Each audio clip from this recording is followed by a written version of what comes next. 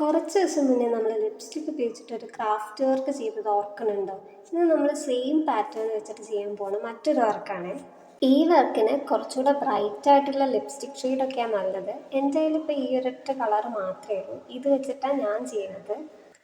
അപ്പോൾ ഇതിൻ്റെ സ്റ്റെപ്പ് സിമ്പിളാണ്. ഒരു ലിപ്സ്റ്റിക് എടുക്കുക, ചുണ്ടിലിടുക, പേപ്പറിൽ ഉമ്മ വയ്ക്കുക. നോട്ട് ദ പോയിന്റ്, പേപ്പറിൽ ഉമ്മ വയ്ക്കുക. വഴി കാണുന്നവരൊക്കെ പോയി ഉമ്മ വയ്ക്കാൻ നിന്നാൽ അടി കിട്ടും. ഇനി അത് ഈ കാണുന്ന പോലെ ആ ചുണ്ടിൻ്റെ ഷേപ്പ് നിലനിർത്തിക്കൊണ്ട് നമ്മൾ കട്ട് ചെയ്തെടുക്കുക. ഇത് വെച്ചിട്ട് നമ്മളൊരു ഫ്ലവറാണ് ഉണ്ടാക്കിയെടുക്കാൻ പോകുന്നത്. ജസ്റ്റ് ഒന്നുമില്ല, നമ്മൾ ഈ ഒരു പാറ്റേൺ ഉണ്ടാക്കുക എന്നുള്ളത് മാത്രമാണ് നമ്മുടെ ലക്ഷ്യം. ഇതിനിപ്പോൾ ഈ മെത്തേഡ് തന്നെ ഫോളോ ചെയ്യണമെന്നൊന്നുമില്ല. നമുക്കിത് വേണമെങ്കിൽ നമ്മുടെ ഫിംഗർ പ്രിൻറ്റ് വെച്ചിട്ടോ വേറെ എന്ത് വെച്ചിട്ടോ വേണമെങ്കിലും ചെയ്യാൻ പറ്റും.